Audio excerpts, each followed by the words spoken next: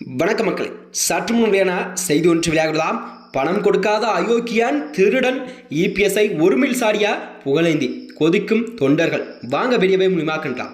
அதாவது கரூர் துயர சம்பவத்திற்கு பின்னர் அதிமுகவின் பொதுச்செயலாளர் எடப்பாடி பழனிசாமியை பங்கேற்கும் பிரச்சார கூட்டங்களில் எல்லாம் தாவைக்க கொடிகள் தென்பட்டு வருவதாக அவர் கூறிய பரபரப்பையில் அரசியலிலே ஒரு பெரிய மாற்றத்தை எல்லாம் ஏற்படுத்தி வந்ததா.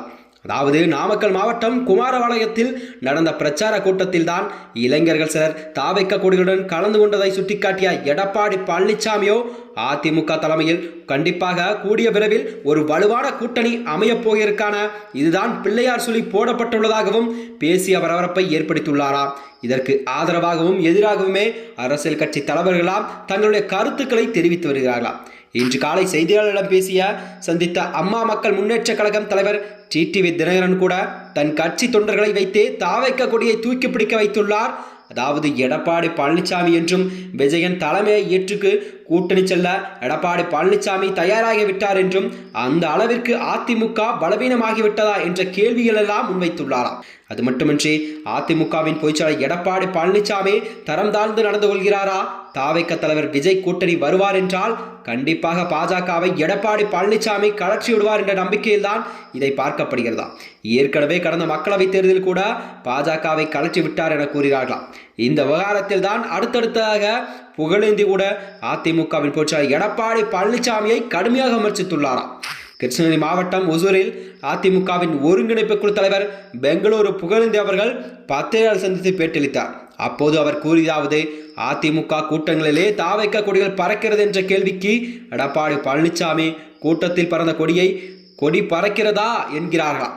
அதாவது அதிமுக பணியன் அணிந்து கொண்டு அவர் தாவைக்க கொடியை பிடித்து கையசைத்துக் கொண்டிருக்கிறார். அமித்ஷா வந்தால் அதிமுகவினரையே பாஜக கொடி கூட பிடிக்க வைத்து அதிமுக கொடியை படுக்க வைத்து விடுவார் என்றும் பல குற்றச்சாட்டுகளை எல்லாம் புகழேந்தி அவர்கள் முன்வைத்துள்ளாராம். எடப்பாடி பழனிசாமிக்கு ஒரு யோசனை சொல்கிறேன். உங்கள் முன்னாள் அமைச்சருடன் மேலதாள நாதஸ்வரை வாசித்துக் கொண்டு பனையில் உள்ள விஜய் வீட்டு வாசலில் கண்டிப்பாக விழுந்தாலாவது தாவைக்க கூட்டணியை கண்டிப்பாக வருமா என்பதை பார்க்கலாம் என்ற நிலைப்பாட்டில்தான் அவர் பேசிய பேச்சுக்கள் எல்லாம் இருந்ததாம்.